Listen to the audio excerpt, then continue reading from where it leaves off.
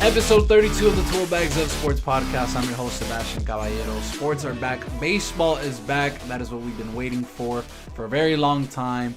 But unfortunately, it did not come the way that we wanted to, and we are going to discuss that today. I have Hector, I have Sheehan, and I have Justin with me today. Guys, a forced MLB season. That's not what we wanted.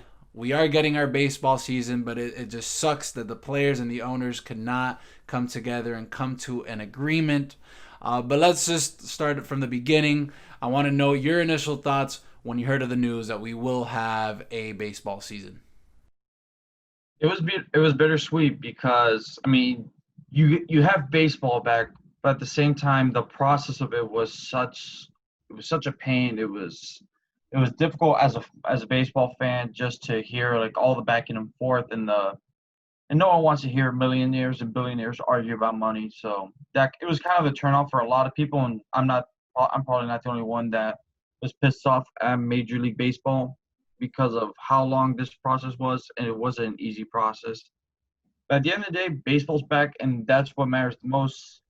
So at the end of the day, I'm happy, but I would have been much more happy. I would have been much more happier if this would have been resolved a lot sooner. I'm with you, man. I know there's a lot of people that are excited about it. I guess I'm excited. I mean, I'm happy that baseball's back, and I'm going to be tuning in starting July 24th when there's opening day, probably before that for spring training. But there's a lot of janky stuff that's going on with this season. I mean, I'm a fan of the universal DH, but there's so many weird things that are going to have to happen, like the extra inning rule with a man starting on second base. I mean, I haven't seen that since I was playing in Tamiami. I don't know when. I wouldn't be surprised if the season doesn't even finish. I mean, so far, the Tigers, Yankees, Blue Jays, Giants, Astros, Angels, Phillies, and Rockies have had players tested, and not just Joe Schmo players. I mean, about 2 hours ago, Charlie Blackmon tested positive. So that's a star right there that's not going to be able to play, and I wouldn't doubt it if a lot of other stars go down. So I'm happy that baseball's back, and hopefully they can make it through the whole season with an imitation of baseball. But I have my reservations. Well, outside of the coronavirus, but the things that I feel like we could have control over, I am really excited. You know, I'm excited because I feel like this is more those teams that you're not going to see, I feel like, a 5-man rotation, you know?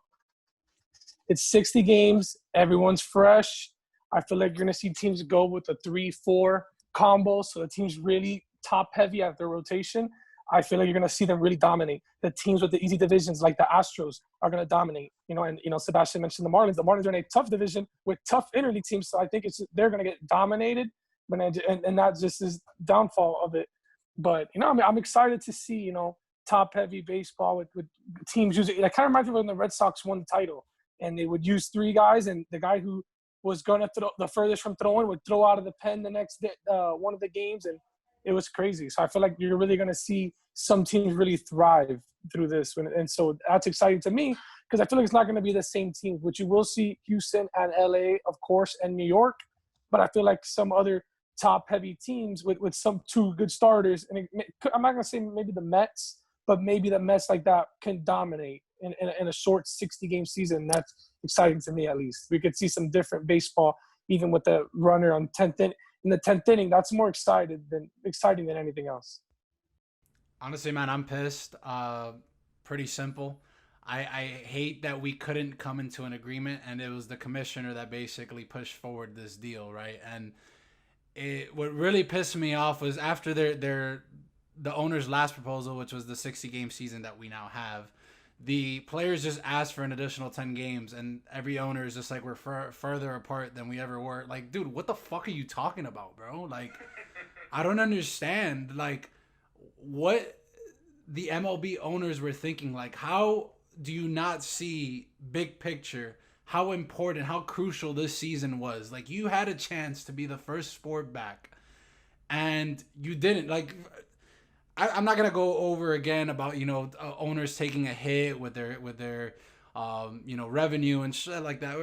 Forget about that, dude. It's just baseball being the first sport back. Like that was the key. That was what was important, and these guys just shit on it. The season's gonna start just a couple of days before the NBA season. Also NBA also has their issues. We're gonna talk about that a little bit later on. But just a huge missed opportunity, and just the fact that I know that there was this back and forth. And what really killed me was just that. Like the players just asked for 10 more games. That was it. And the owners are like, oh fuck that. Like like if they were asking for 10-year contracts, like, bro, calm the fuck down, dude. Like let's figure it out. Let's come to an agreement.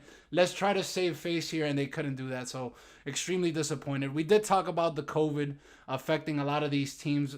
Like Sheehan said, Charlie Blackmon did test positive not too long ago. You can almost like guarantee that there's gonna be far more positive tests here in the coming weeks. Guys, how is this gonna affect the season? Like, I know that MLB is doing all that it can. Like we said, they're only playing within their division and playing interleague games. But that's not going to stop people from interacting with each other, with people that might be, infected with the virus. And it could ultimately affect the Stars. How is this going to affect the season? I think it's going to have a pretty big effect, but at the end of the day, you have to treat this like an injury. I mean, I think it's important for the season to go on. If all goes well, the players will be healthy in 2 weeks and they'll be able to get back on the field. From what I think I've heard is that they're also going to do like a 30-man taxi squad, which is like 30 minor leaguers that, if something happens, an injury or, COVID-19 positive test, then they can send one of their minor league prospects to play to fill in that role. And for a team like the Marlins, that actually might benefit them. Like, I obviously don't want anybody on the Marlins to get COVID-19, but let's just say, for example, like Jesus Aguilar gets it. Okay, so they're down a first baseman. They still have one of the top first base prospects who is just about major league ready, Luis Diaz, who I think would have a nice impact on the season. But I think at this point, after all the bickering and stuff, you just have to play the season. Hopefully, the coronavirus doesn't get too crazy. It's pretty contained. But yeah, it's going to happen. Hopefully, it's just not as bad as it could possibly get. Can be a lot. It's like football mentality, I guess. That's the way if teams are really trying to compete this year, that's the mentality they have to have. Just next man up, Patriots style. I mean, how many players on an NFL roster play all 16 games? Probably not many.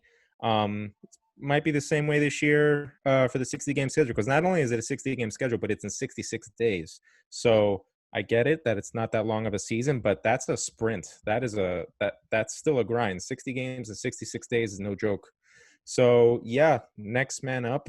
A lot like a football mentality. Like I said, it's going to challenge your depth. I like what Justin said, that it will be a lot of playoff style baseball with just, you have your 3 guys and you just try to mix and match on the 4th day, maybe make it a pen day. But in terms of injuries or COVID-19 positive tests, next man up, baby.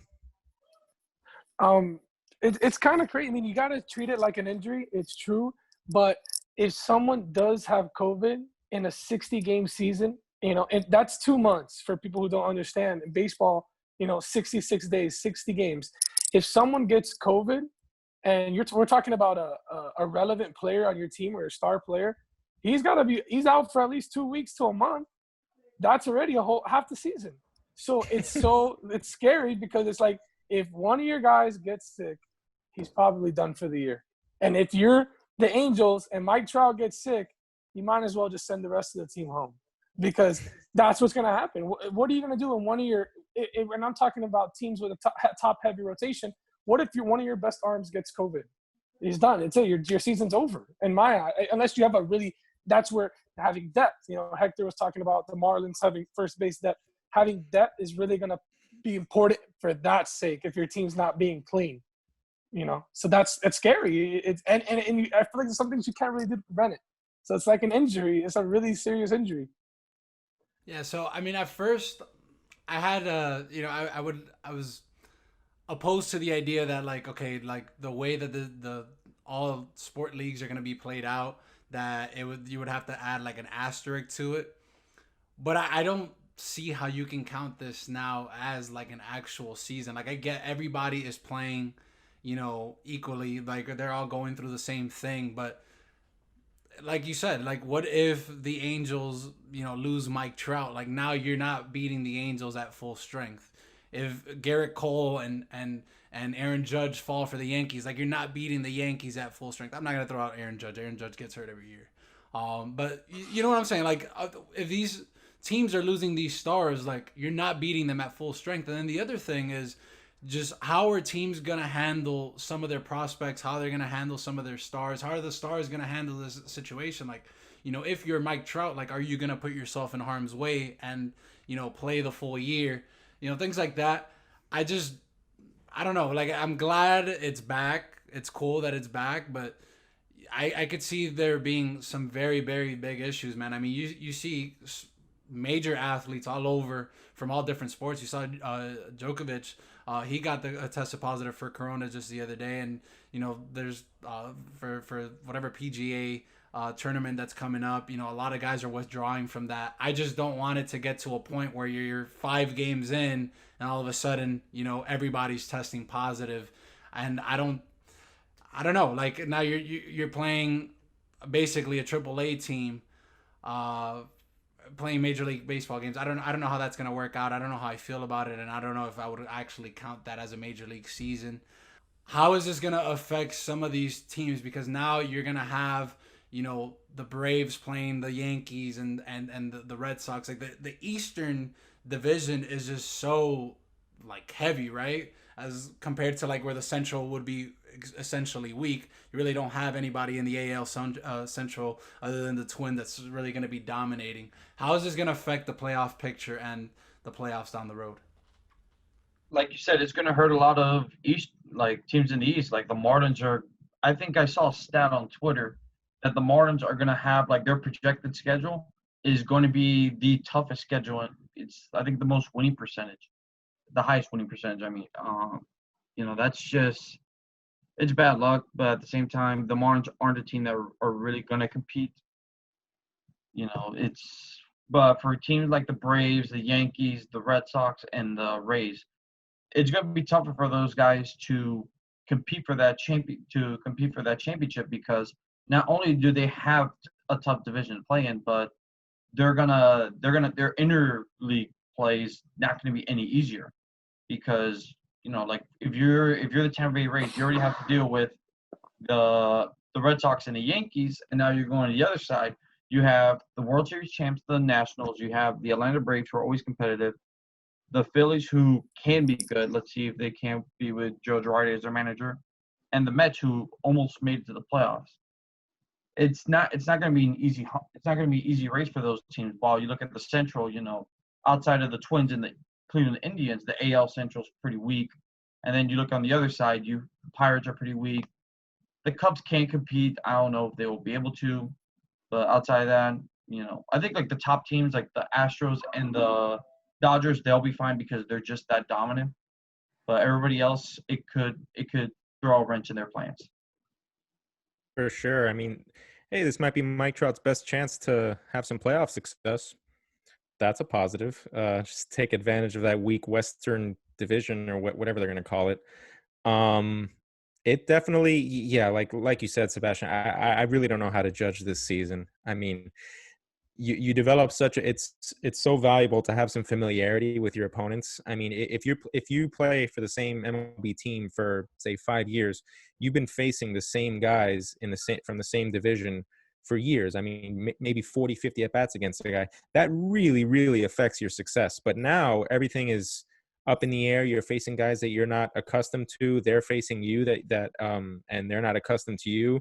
So it's really tough to predict, and it's unfortunate that for whatever reason, East Coast teams happen to be a little bit stronger because in the NBA, the East is weaker than the West, but there's at least that this is the East and this is the West, so there's a balance. Like what the balance should be, but nobody's prepared for this. Nobody's prepared for the Eastern Conference or the Eastern Division or whatever. So everything is up in the air, and it really does hurt teams like the Rays that are good but not on the level of the Yankees.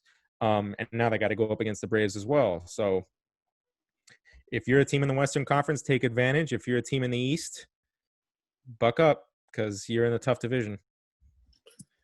Well, I think if you're the Marlins, the Blue Jays and the Orioles, like those are the losers here. Those are the guys that really are not going to really catch a break. But I could think of the NL West and the AL West, two divisions I think are pretty weak. And now it gives those teams like the Rockies a chance. We're talking about the Giants and stuff like that, Seattle. Now they got a chance because I think that's just two weak divisions, I think the West is just pretty outside of the Astros and whatnot and the Dodgers. But yeah, I mean, back when you were saying, Sebastian, I feel like I really can't count this as like a real season. It's like if you're talking 100 games, I'm like, okay, at least it's 100. We're talking taking 102 games off the regular season. Bro, it's an MLB like, tournament. It's a tournament. Yeah, we're gonna talk about. Oh yeah, this was remember that like in COVID when the Dodgers won. Like I feel like that's what we're not gonna really hold that ring to anyone or lost to anyone. It's not gonna really be, super impactful like that. But I am glad we're playing. I mean, it is something.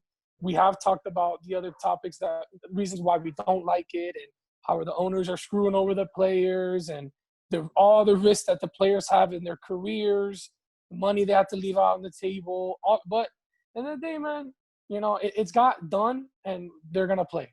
So I mean, at least I'm happy for that. And I'm excited to see something different. We're talking about divisions now. These people got to play these people, and this is cool. Like to me, it's cool. It is a tournament. It's different, but it's like it's something. Yeah, so we were talking about, you guys were talking about the Marlins there. I know that we're bashing the Marlins and the Blue Jays and the Orioles. To be honest, I don't know why, but the Marlins play their best baseball against the really good teams. Like, I think the couple times that we faced Scherzer last year, we just ripped them.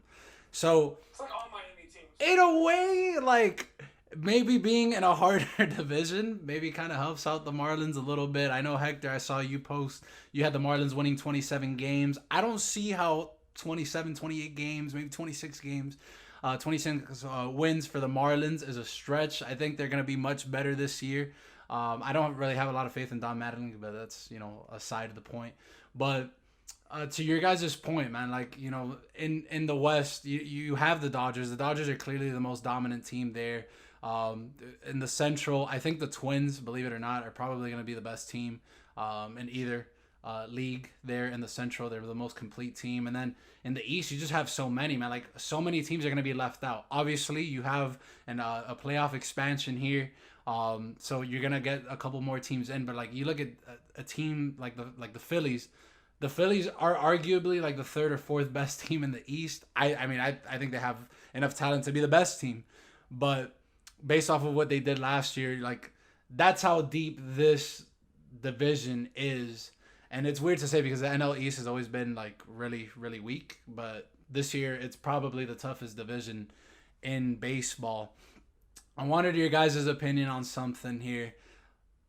Since we kind of are all kind of in an agreement that this season really won't, there'll be an asterisk next to this season.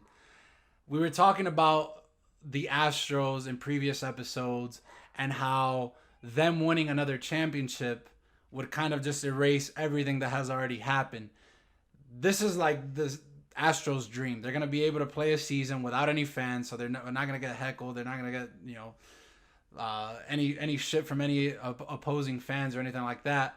I'm sure there'll still be brawls and some of the guys might get plunked and stuff like that. But what if the Astros win this year? What does that do for the game of baseball? And how does that look for them going forward into 2021 when fans are back in the stadium? Hopefully, knock on wood, Jesus Christ. Like we've pretty much all said, the season's probably the winner of this championship is gonna have an asterisk next to it. So that'll be two titles that the Houston Astros have with an asterisk next to it. So I don't think it would change many people's idea. People are probably just gonna say, you know what, they got lucky. It was only 60 games. They have the pitching to do it, and obviously they always have the lineup. But I don't think it hurts baseball's image Especially if they do it fair, then you know what? They deserve it.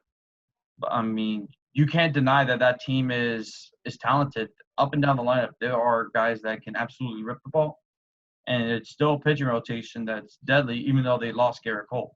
They still have quality arms like Verlander and Lance McCullers, who will come back from Tommy John surgery.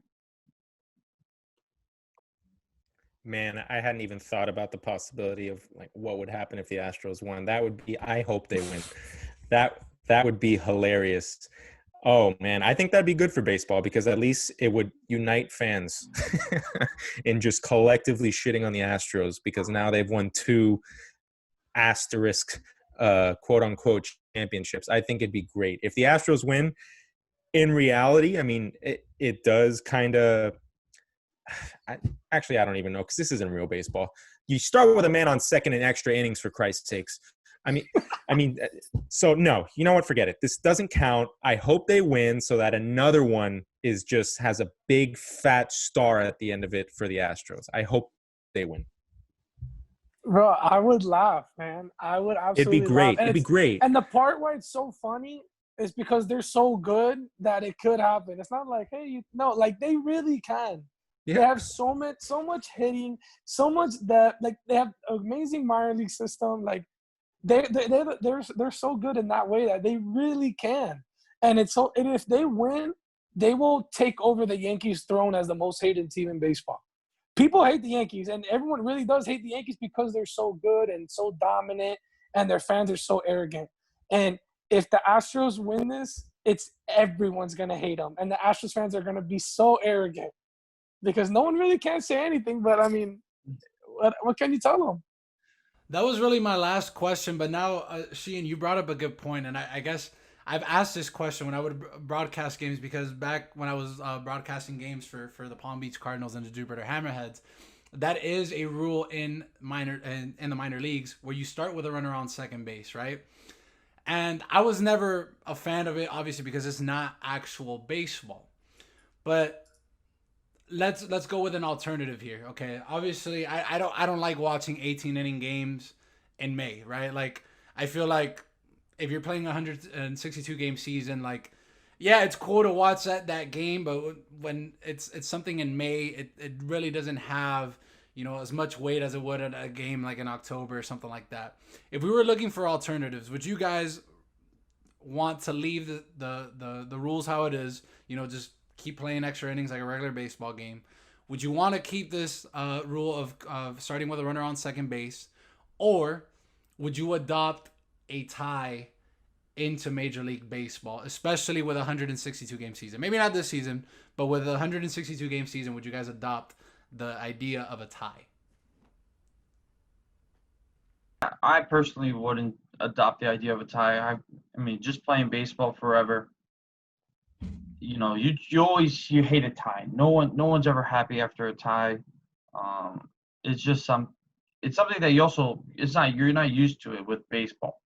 So it'd be pretty weird to see that coming to the game. And when it happens in football, people get all bent out of shape when an NFL team ties even after overtime. They're like, Jesus. Like one thing, I would try to have fun with it, especially like for this year. You know what? After let's say like 15 innings, let's have a home run derby. All right, get your best bat, 10 swings. Who hits the most home runs in 10 swings? And if you're tied, cut it to 8, 5, and then just a swing off for like a minute. Bro, after 15 innings, I ain't taking 10 hacks. About a bunting derby. Yeah, set up the little targets on the field. Dude, but let me tell you something. I think people are making a big deal about the runner on second because I know from my minor league experience, and Sheehan as well, nobody wants to be at the park for 18 innings, bro. And when you're in the 15 innings deep and both teams' bats are just cold, listen, it's gone 8 innings, 0-0. I'm trying to get out of the ballpark. You know what I'm saying? Everyone's falling asleep. You see people's fans sleeping in the stadiums. And let's put a runner on second, man. Let's bunt them over and let's get some offense. Like let's get a run in and let's get this show on the road. And I don't think you can do a tie because you had to have your teams built for a lot of innings with all the arms that you have and whatnot. So it's like those wins are still important. They're still very important. Division games, 60-game season, so they're still super important. But you cannot do. And then on 162, even in 162, those wins are still very important. But man, it's baseball. People already say as boring as it is, man. I cannot do 7, 8 innings scoreless baseball. And we're still dragging, and 2 bottom of the pen guys are throwing, man. And then it screws them over for the rest of the week because they have no more arms for the rest of the week, and the team skids that way. Yeah, I'm against it. I mean, how many times does an 18-inning game happen? Like once, twice a year? I mean, yeah, I'm sure. I don't have the numbers off the top of my head, but I would assume if you look up the average length of an extra inning game, it's maybe like 10 and a half innings, 11 No, but innings. I mean, like even 14, 15 innings, and they're not necessarily 18. Here's the thing. Since this year's already bullshit to me, you might as well have even more fun with it. Like, why don't you get rid of the man on second, but extra innings, we switch to metal bats? How about that? Extra inning, metal bat. Safety reasons for that one. Listen, I might be able to make a comeback if we do that. you might as well try something, right? Like No fans. No one's gonna get hurt. You might as well just try, man. East Coast might get killed though. Yeah, that's true. No, I guess to the question, like I've obviously not a fan of ties. You play to win the game. You play to win the game. That's plain and simple, bro. But I don't see the point of playing 18 innings or 15 innings in the regular season, especially early on in the year. I think even though I'm opposed to it with a runner on second base, I guess it does add a little bit of excitement. And you being a fan or being a player, like you just played 9 innings, you're in the 10th inning. It's like, fuck, like I wasn't prepared for this. At least with a runner on second base, it's like, all right, we got something going. Like let's try to get this in and get out of here, right? So I guess in that sense, it does make sense. We'll see how it works out, man. We'll see how it plays out, and hopefully, it grows on me and it turns out to be something that we all like. I'm always for. Again, we've talked about how baseball has lost popularity here over the last few years, especially after this year. So if there's anything that can kind of spark offense, here, man, more runs, I'm all for it. Juice balls. BSR bats. Fellas, talk next week, man. Thanks for coming on. Thank you, man. Take care. So obviously a frustrating topic there. I hate that I have to talk about the MLB in that way because yes, it's great that we're getting the MLB back, but the fact that we couldn't come into an agreement, players and owners alike, like why? Why does it have to be the commissioner that forces a season? Like it takes away a little bit of that satisfaction of like, man, like these guys want to get back there. Like this was everybody's on the same page, and it was just kind of like it was up to Rob Manfred, which again, you guys know how I feel about it. Rob was on the owner's side more than the player's side, so this is really the owners getting what they want and the players kind of getting screwed over. We'll see how it plays out, but we got to switch gears here. We're gonna talk some college football and some NFL, just football in general here. A lot has been going on here. I have Claudia, I have Austin, and I have Mikey Mike joining the podcast now to talk about this topic. Guys, a lot of COVID news here in the last week. It started with college football with Clemson. 21 Clemson players testing positive. LSU is quarantining almost a quarter of their players as well. You're seeing all these big teams going into quarantine. Before we go into NFL, let's just focus on college football real quick. How is this going to affect college football? Because remember, this is college, this is universities, and they have a little. The university has a little bit more say than the actual football program. Austin, I'm going to start with you since you're on the screen. How is this going to affect college football? For me, in the sense of college football, I think this is like so detrimental to college football. This is a huge setback. If we're seeing this in a couple of college campuses, just wait till we see like what's happening nationwide when everyone starts coming back in, and who knows? I feel like this is going to be horrible for college football. When I saw all this stuff coming out, I thought, this might not happen this year for college football, at least for like the fall sports. So it sucks for them. First of all, I'm a season ticket holder for the Hurricanes, and I have been for the past 3 years. Shout out to the UM chat. You know who you are, but I want so badly to see the Hurricanes play with their new roster, with everybody. But at the end of the day, these are schools, and there's a whole bunch of people that are going on to these, schools and playing. Like you just stated, LSU has about 30 people that is being quarantined. You don't know what's going to happen. This is a little bit more than, I guess, just the NFL teams or anything like that, because you're involving a whole bunch of kids inside of school, even though they're probably doing it online classes. But, I don't know how they're going to end up doing it with an empty stadium and a whole bunch of kids that are actually have to be sitting out or anything like that. I don't know. We'll see. It looks like it's going to be canceled, especially with the second wave and anything. I hope not. Let's not talk it into existence, but that's what we're looking at right now. No, 100%. I mean, it sucks because obviously, we all want a season, but unlike the NFL, any other professional sport, these kids aren't getting played to be exposed per se. And, there's a lot of people paying for their education, and these are universities, top dollar. And it's very unfair that, just because universities are putting sports or whatever first, they're gonna end up shutting schools down for med schools, lawyer schools, people that are paying top dollar for their education. Like it's not fair. Yeah, so we talked about it a little bit last week about DeSantis finally paying paying Florida athletes and that advantage that it gives Florida schools in recruiting, because it's about time, guys. And the impact that this would have on college football is more than just the actual sport, because 99% of all universities rely on their football program to generate the majority of their money for their athletic programs. And you've already seen multiple Division I programs cut different sports because they know they're going to be shorthanded just to prepare for this COVID-19 wave. And if there are no fans, I don't see a scenario where you don't have college football because of the money. I know March Madness got canceled, but it's very hard for me to see college football being canceled.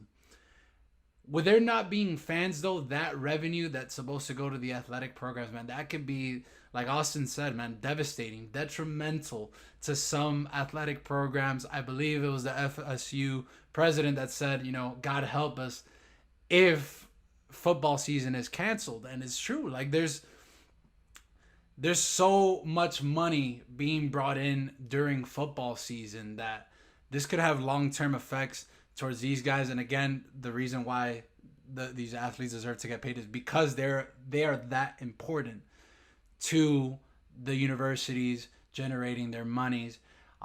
Let's talk now about the NFL and the effect it might have for them.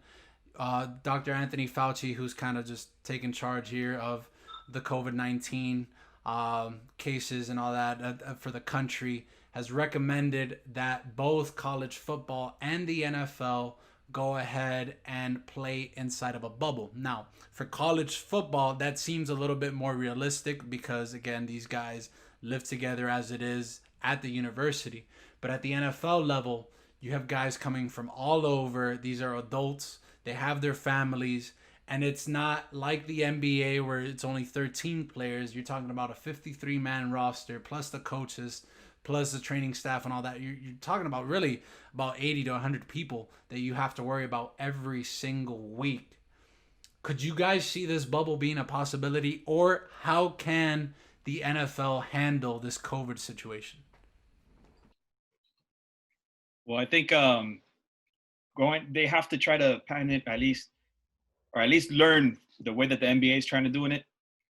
I know it's harder to say that because the NBA was already towards the end of their season, so they were able to at least cut off about 8 of their teams and not have to play everybody. But they're not in that same position as the NBA. NFL has to play it out. They have to see. It's going to be hard, but it might be easier for 32 teams to be in a type of bubble than it is with 130 something teams in college. I don't know, or I don't see that happening with the college part of everything, but it's going to be interesting to see exactly how you said. There's about 80 people to 100 people on each organization, and you have to account for everybody's family. You know what I mean? So, we'll see how it plays out. I don't know how that's going to work.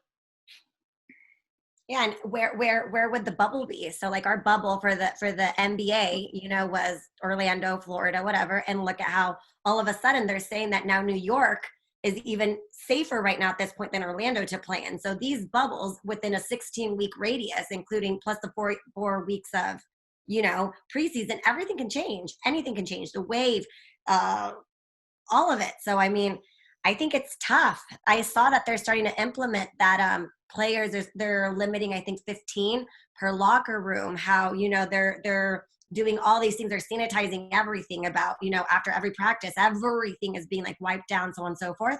I feel that there's like a lot of precautions towards the season that they can take before doing the bubble, because there's a lot of new stadiums too that need the money. For me, when it comes to the NFL, I feel like if they were to try to do some type of bubble situation, I feel like they would have to just quarantine the teams like all within like their own space. Like every individual team is at their own designated spot, and they'll still travel to play the other teams in given locations.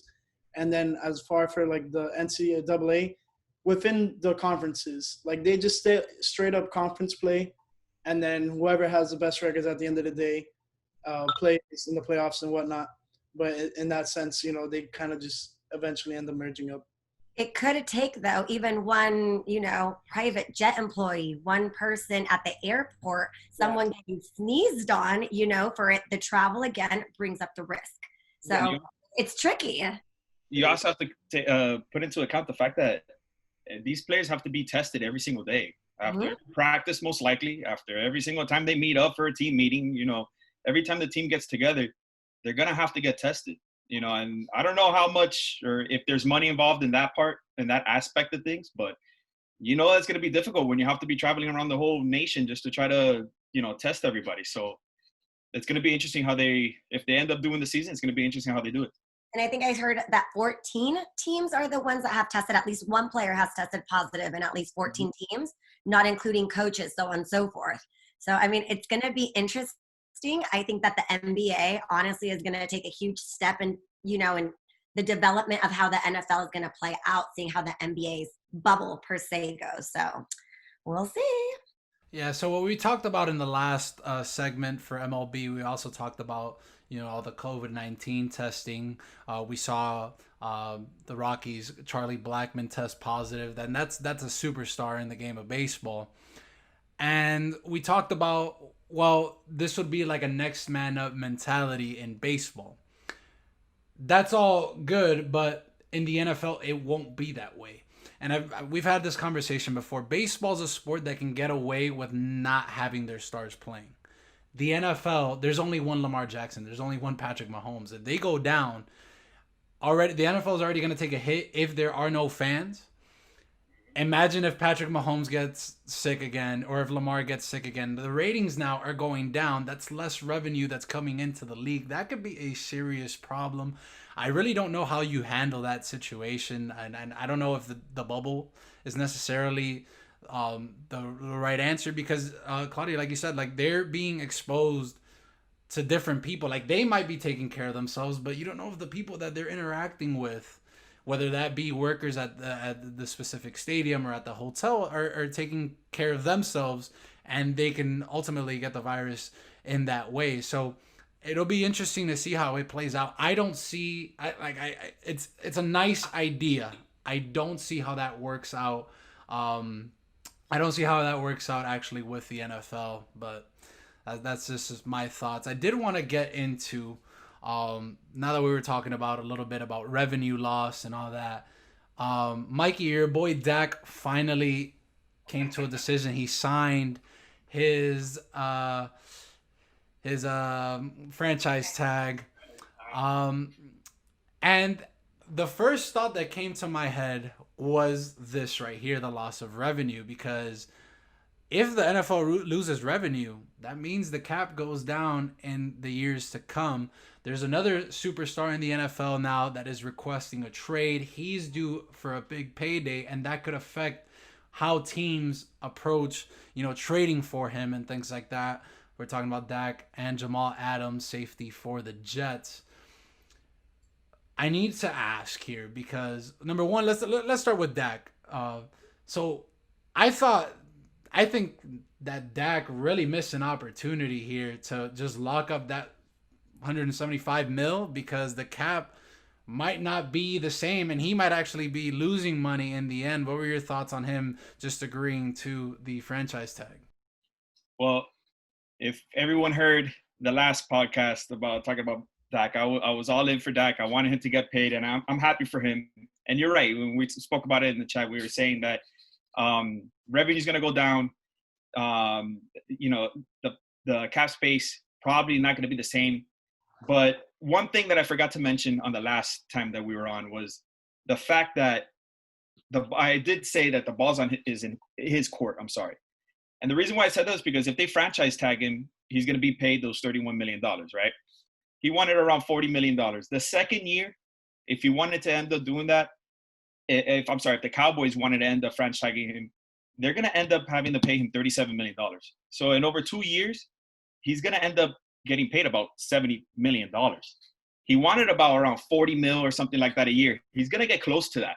And then comes into that Kirk Cousins deal that we talked about briefly. He's going to end up getting paid $54 million if they do it for the third year in a row. He's still young.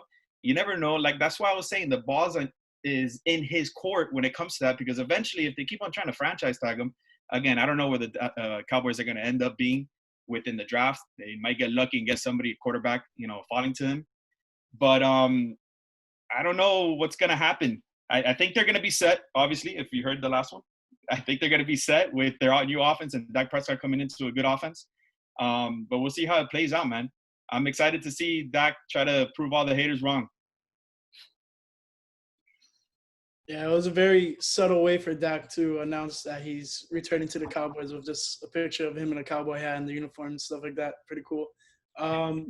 Yeah, just like what Mike said, I mean, if Dak is playing this right, he's playing the long game. He's not playing right now, because this is a prove it. This is a prove year for him. Last year was a prove year for him as well. But this is even more so of a prove year. If you really want that contract, he's better go out and ball out. And then who knows? We'll see who's going to be the guy coming out on top between him and Andy Dalton. I'm pretty sure Dak is obviously going to be the lead runner because he's going to be taking all that money. So he's destined to start. But it's going to be very interesting to see what happens there. So 100% he has leverage. They have until July 15th to come up with a long-term deal. So, let's see what they can do.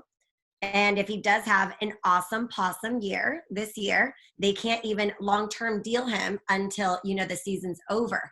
So I think it's really smart if the Cowboys decide, to come with the deal. I know they want 5 years. I know that Dak wants 4 years, be a free agent by 30. But I think he did very well signing the franchise tag. And, hopefully he'll get his 31. Hopefully he'll get his 37. And hopefully he'll get his 50. And, it'll shut everyone up. It is what it is. I don't like that face, Ibas.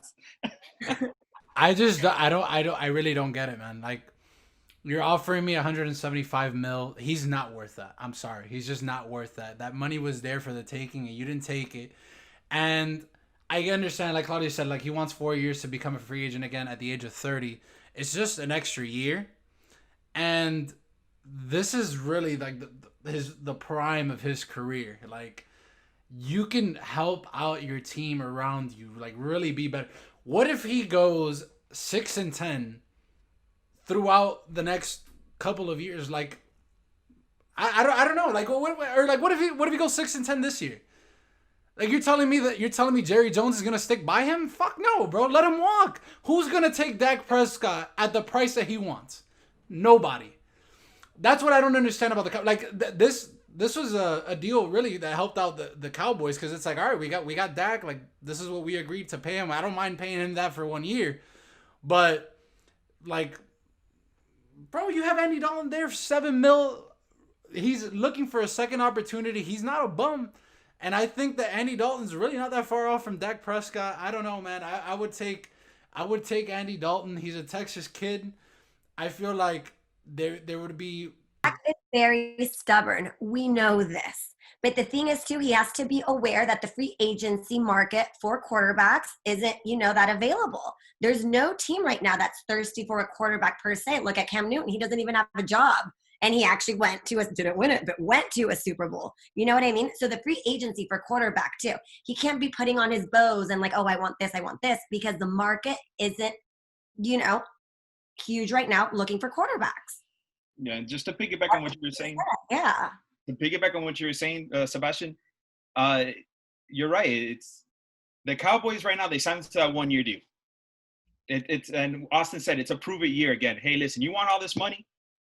Prove it to me again that you can do it. We got you, CeeDee Lamb. You got Ezekiel. You still have the same offense. Prove it to me again that you can do it, and even better. Let's get to the playoffs and let's win a game. Let's get far. Let's go to NFC Championship.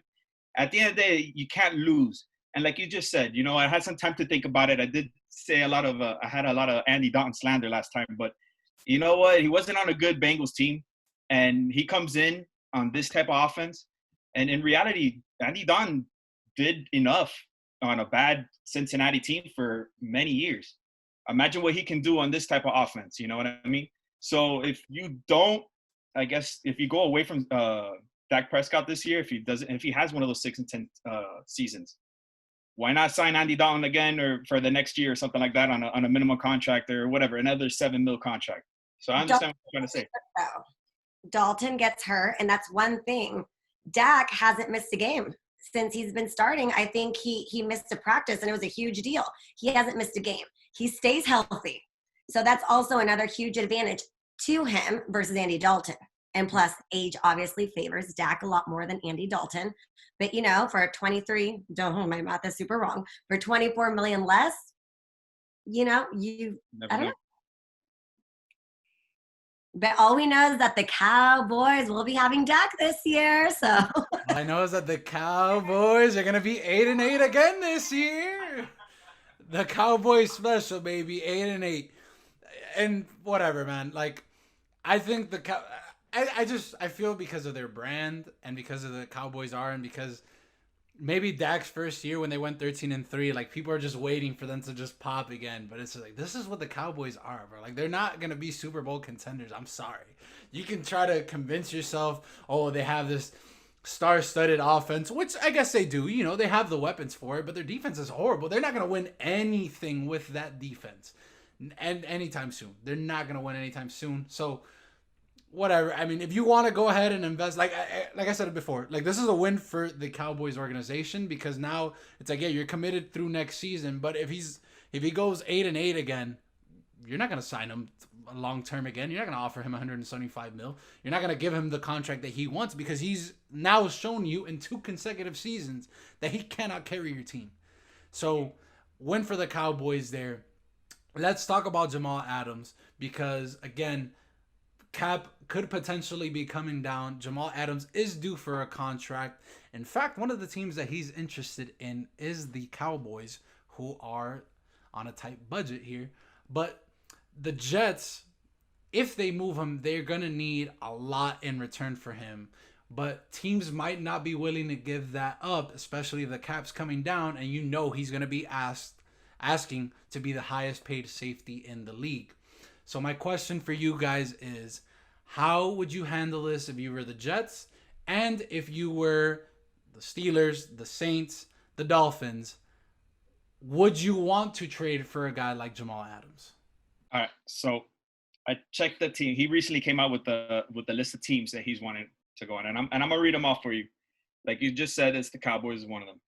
You got the Texans, the Chiefs, the Eagles, the Niners, the Seahawks, and then the one that I do not want him to be on is the Ravens. All right, I'm a Steelers fan. I do not want to see him on the other side of the field. Oh, no, he can ask to be on whatever team that he wants, but the Jets can trade him to whoever. If it's gonna happen, correct. But those are the teams that are interested. And if I'm a team and you just came out with a list and you're interested in me, all right, let's try to make a push.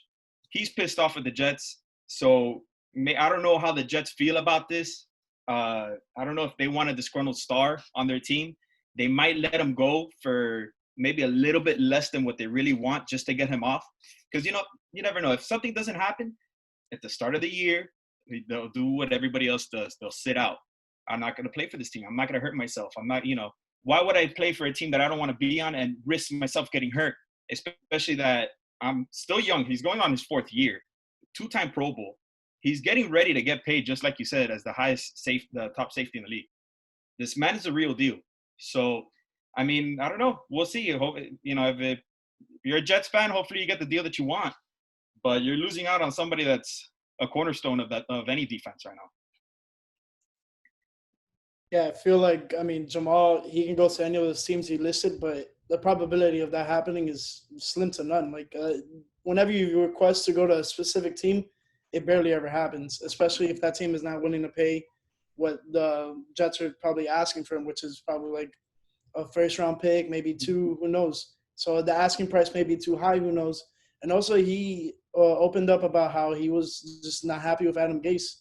And honestly, I saw that from from a long time coming. I mean, down here in Miami, Adam Gase did not have a good run. Not a lot of players happy with him. It's just how it's been so far for him. It's unfortunate.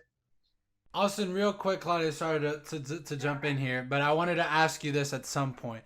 Adam Gase, everyone's making him out to be, when the Dolphins let him go, like, oh, Adam Gase is such a good coach, such a good this, such a good that. And then the report came out that Jamal Adams, part of the reason why he wanted to leave was because of Adam Gase. Now, I don't know about you, but I see a trend here. Something about superstar players having a problem with Adam Gase. So could the problem be Adam Gase and not the players here? What are your thoughts on that? Because Jarvis got slammed because of it. So did Jay Ajayi.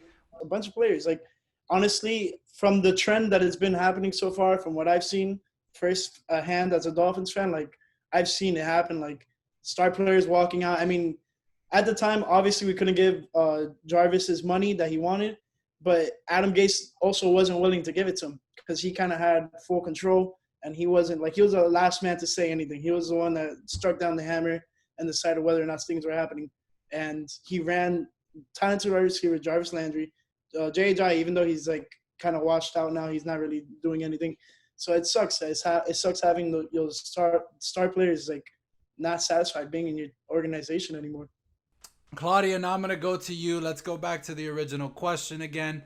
So Jamal Adams wants to be traded. But again, he's going to come at a price and you're going to have to pay him. So you're not only giving up an arm and a leg to get him, but you're also going to have to sign him. What are your thoughts on that? If you were the Saints or any of the teams on his wish list, what do you do? I mean, it's super tricky. I don't feel like it was, I think that where he's at right now to try to force himself out was, a decent thing to do. Age, being one of the best safeties, if not the best safety. But I really feel that the list thing was very immature. It was very, Antonio Brown, Le'Veon Bellish, and that always kind of gives a bad taste to the team. So, you already have one of your best players being disgruntled. I would try to trade him for as much as possible if he's, because wasn't there a player on Washington, I believe, that, he wanted out. He was taking all this cap space. He sat out. And then look at that. That was a whole year he didn't play and a whole lot of money spent on the Redskins side. I feel that this guy has that potential and it would be just safer to trade, hopefully, for a very decent price. But I think it would be safer to trade him than to have him with that attitude. Yeah, I definitely don't want to keep anybody on my team that doesn't want to be there. And that doesn't respect the coach. You don't have respect for your coach. He already, and for your team. Right. And I think I get where you're coming from, and I just don't see Jamal Adams as like a diva per se, like Antonio Brown. But I do get what you're saying, right? Like you're sending out a list. Like, I'd rather be on these teams, and I want. But don't be petty about it. Right. And I think where Jamal Adams and Antonio Brown are kind of different is that I feel like Jamal Adams actually wants to win. Not saying that Antonio Brown doesn't, because Antonio Brown did have his list. He wanted to go to the Patriots for that reason. But Antonio Brown is just way more selfish than Jamal Adams. I feel like he just wants to be in a winning situation, and the Jets are not that. In that division, obviously, they're with the Patriots, they're with the Bills that are going to be really tough this year, and the Dolphins that are trending upwards. The Jets are just kind of like, are they good? Are they bad? Like, they got stars, but they were 7-9 last year. You don't know what their coaching situation is going to be going forward. It's just a tricky situation for me. Like, I would love to have Jamal Adams on my team. I don't know how I would sign him for $20 million. And draft, giving up multiple draft picks to get him. I don't know if he's worth giving up all that, but we'll see how that plays out, guys. thank you for joining me here, Mike and Claudia. You guys are obviously going to stay on for the NBA segment, so I'll see you guys in just a little bit. Okay. One final word. I'm happy if he leaves the division, and I'll be very grateful for the Jets. That is definitely good for Tua, my man. Definitely good for Tua. Hey, thanks for having me on. So obviously Corona taking over today's segment, but it is a cause for concern because you have sports returning, but now all these athletes are being affected by this virus, and obviously you can't have these sports without your athletes. So very important that the leagues start figuring out what exactly to do. Obviously the NBA has already their start date, but as you guys have seen in the last couple of days, a lot of athletes opting out of playing once the NBA returns. In those just recently, Trevor Ariza and Avery Bradley, no one can blame them. They didn't test positive for it, but the fact that they're going to be in a bubble and they both have children, one with respiratory illness or respiratory problems, it's obviously an obvious concern there, and family is more important than the game of basketball. But it does raise a lot of concern about how these athletes are going to handle their time in the bubble, being away from their families, and even themselves, just being at risk at all times. Got Claudia and Mike back with me to talk some NBA. Guys, what's going on? So let's jump right to it. More and more guys are coming out about not playing. Last week we talked about Kyrie and how some, he was pushing for some of these athletes to, sit out or whatever just because of the protests and things like that, and obviously reasons for the virus. But now that we are starting to see names little by little just opt out of this season, how could this impact the return of the NBA? Well, today is the deadline. Today, I'm not even sure at what time, but today is the deadline for any actual player that wants to opt out. Today was the day that they had to have had it in writing, ready to go. So, there's a few players that were very iffy. I believe Dwight Howard still really hasn't given anything. Winslow was one of the iffy ones. The guy from the Wizards, the Bertrands, he was a little iffy. But, today, as of tomorrow, we're going to know who the ones that are actually going to opt out for health and family reasons. I'm 100% with you. Go ahead, sit out. Your family should be your number one priority. But in the whole other Black Lives Matter aspect, I believe that your voice will be very heard and you can reach a lot more ears in the NBA, playing in your bubble, so on and so forth. The whole focus this summer, it's going to be one of the only sports to watch. Everyone's focus in the sports world, even, people that are just bored at this point, is going to be on basketball. What better way to use your voice than in that bubble that everyone's going to be all eyes and ears? So I don't know. I'm very nervous with Orlando right now. And, the case is spiking up in Florida, so on and so forth. So we'll see. The teams are supposed to be traveling, I believe, July 1st. So yeah, next week. So, we'll see. I do believe that a lot of the players who were 50-50 on not wanting to play will be playing. Except, the ones that health and COVID matters. I'm 100% with them not playing, but I do believe that a lot of the players that, said that they weren't going to play are going to end up playing, and I'm excited.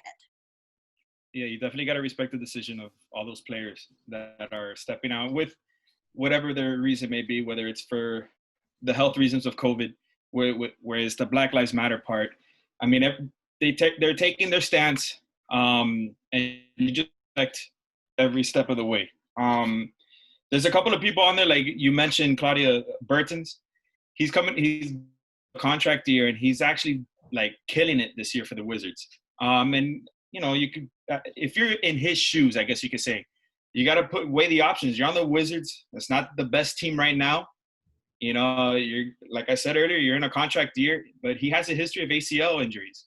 I mean, there's a different way of if you're playing in the whole entire season and you keep going on that grind and you're constantly making your body move, and then all of a sudden you just stop it at a halt. and now you have a 4-month vacation, a 4-month rest, quarantine, all that. Whether you work out or not, it's just different. You can't just practice all the time and then go into game speed. It takes some time. So I'm sure there's a whole bunch of other things that are going through their mind when it comes to just their family. But I mean, you just got to respect their decisions and staying out of it. I was very pro though that for that reason, having less teams. So the 16 teams for me, the 8 seed, like 1 through 8. I know it's unfair for a lot of the teams in the West, but at least for the East, yeah, the Wizards really need a miracle to even make the cut. And you know what? They make the cut. The Bucks are going to spank you out of there real quick. So with him, 100%. His is a whole different, but I'm thinking of like Lakers, Portland, ones that actually do have potential. Like, come on, people. Yeah, but I mean, at least you can just piggyback on that. Like those 8 games, they're a refresher at the end of the day, So I mean, you have to give the other players a chance. You have to give those other teams a chance. But I understand what you're trying to say too.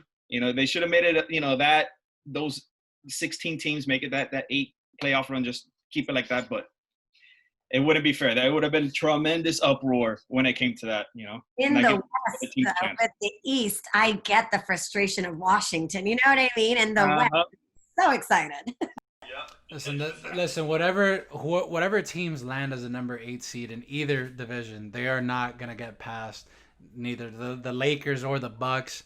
So I mean, I know why the NBA did it. Obviously, if you have an opportunity to bring Zion back into the spotlight there for a little bit, like it's gonna help out the league tremendously. But I'm with you guys, right? Like Bertans, like I don't see the point of him playing when you already know you're coming back and you have all the risk in the world. Like you're taking all the risk. You could literally just sit out and take your payday there at the end of the season. So I'm with you guys there. One of the conversations that we had earlier in the show when we were talking to the baseball guys was that the legitimacy of this season. And as we're getting closer, I was always of the mindset of like, if everybody is playing under the same rules, the season should count. But now that you're starting to see players not playing for their teams, you're not beating everybody at full strength. Obviously, by the time that the season starts, Nikola Jokic from the Nuggets will be back, but he was one of the guys that tested positive. I'm sure that there will be guys that test positive during the basketball season and that may have to sit out. So you're not really beating guys at full strength. Like just imagine, if LeBron, who is superhuman, so I don't see him getting the virus, but if LeBron were to get the virus and you beat the Lakers, it's like it's not a legitimate win against the Lakers. So there's this thought behind it, like, does this NBA season really count? I've changed my position to it. I think that whoever wins this year, there has to be an asterisk at the end, especially if the teams that you beat don't have all their players because of the virus. But I wanted your guys' opinions on it. How do you guys see this NBA season? Would you see the champion of this season as an actual champion or as just winners of quote-unquote tournament for this season? Was Golden State healthy when the Raptors beat them last year? You know what I mean? Like, you have to take it as the petty 2020 injury. So you get sick, you're going to have to take it like an injury. And everyone's defense, it sucks. Of course, if LeBron goes missing, it's not the same thing. But say it could have been like another one of his cramps that he decided not to play, but I don't know. Just think about it. Think about all the time that you do get to the playoffs and you see a lot of key players hurt to begin with. Yeah, so and it's going to be. You took the words right out of my mouth. I swear to God, I was thinking that. I'm like, well, if you say that, then what? The Raptors didn't win. But I mean, yes, you could. You could always make the argument as well. They got hurt while playing the game. If this wasn't a global pandemic, this wasn't something that it's out of their hands that you're gonna get sick and pass it on to your family. So I mean, again, it goes back to the whole. Hopefully, they're being tested right. Mm-hmm. Which obviously they are. And nothing ever happens to them because those people are at the end of the day, they're risking.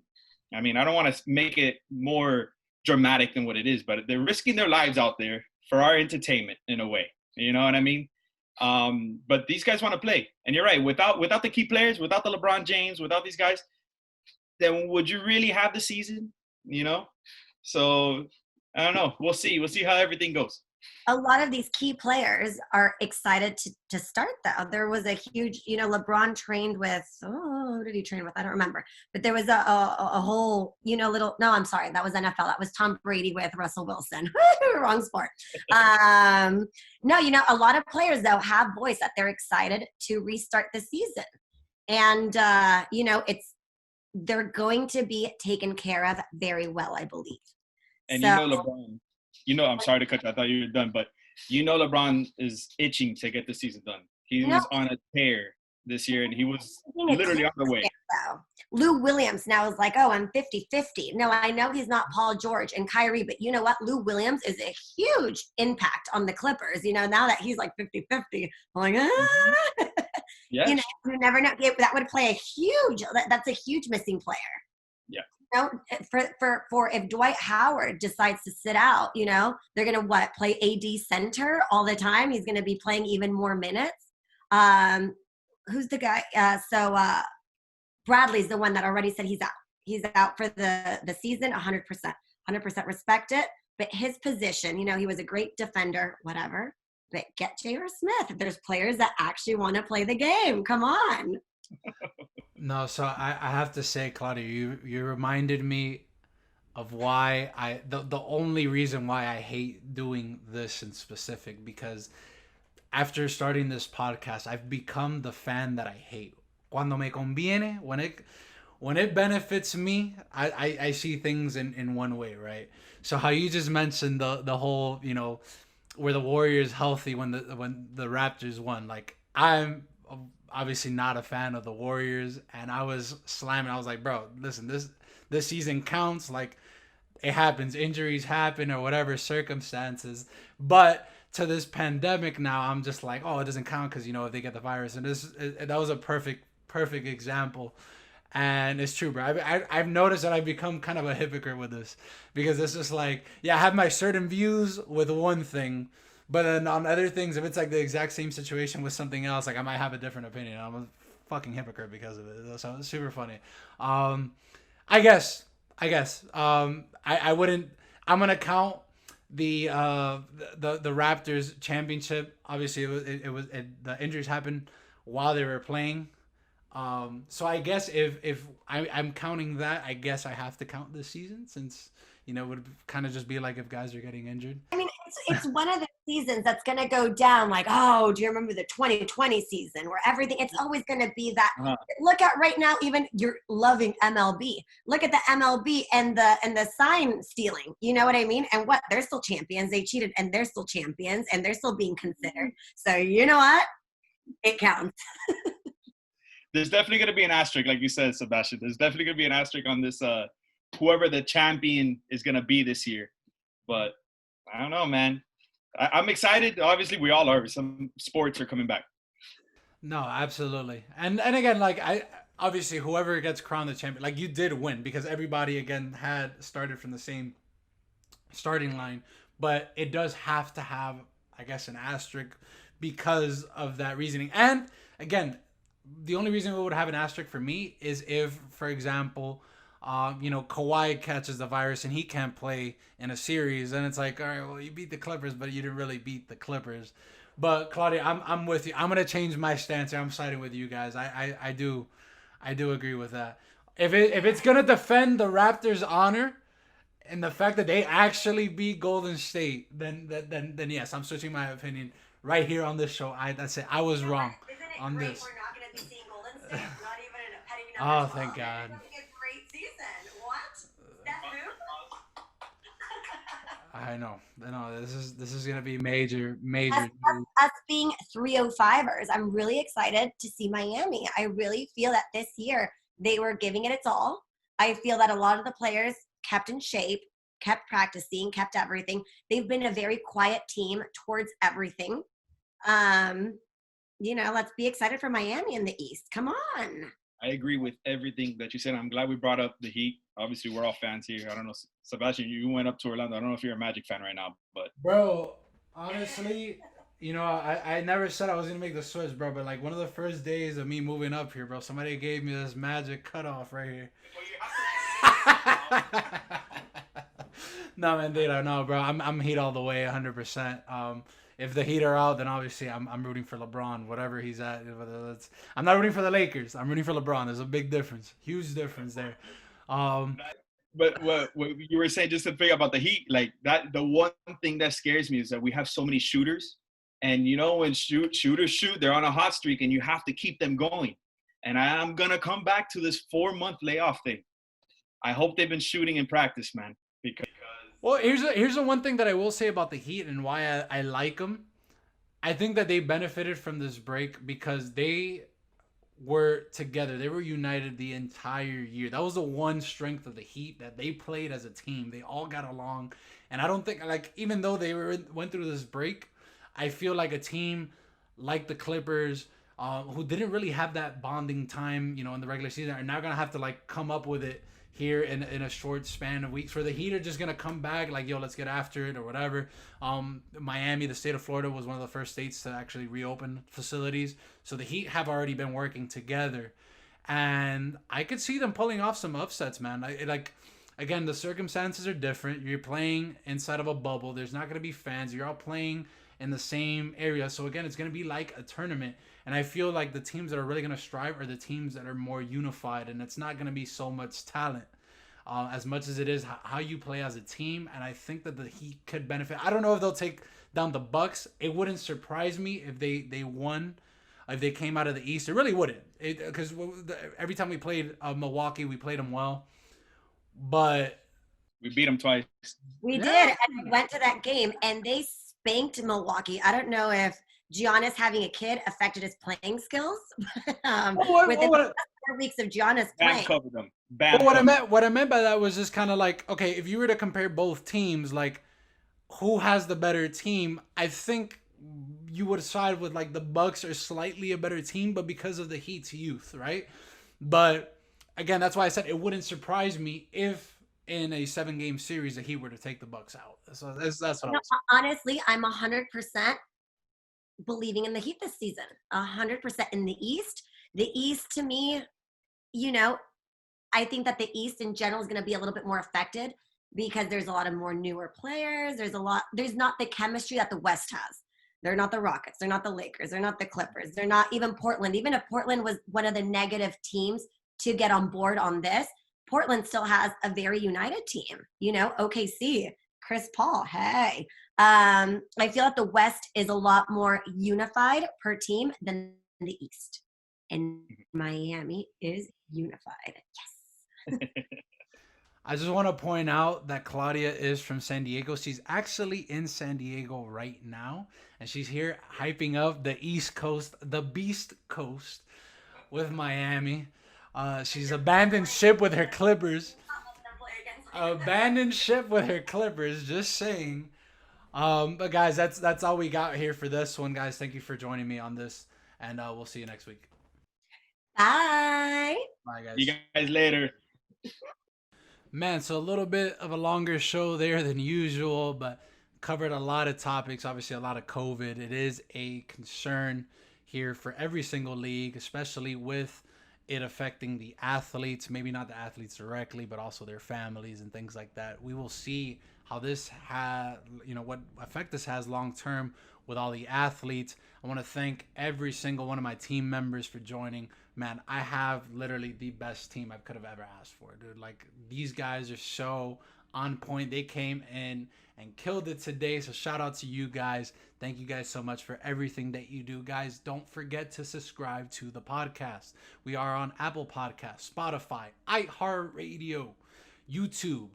Don't forget to subscribe and like and rate and comment. If you have any comments, go ahead and support us in any way that you can. We do this for you guys, and we work really hard to bring you guys the best content possible.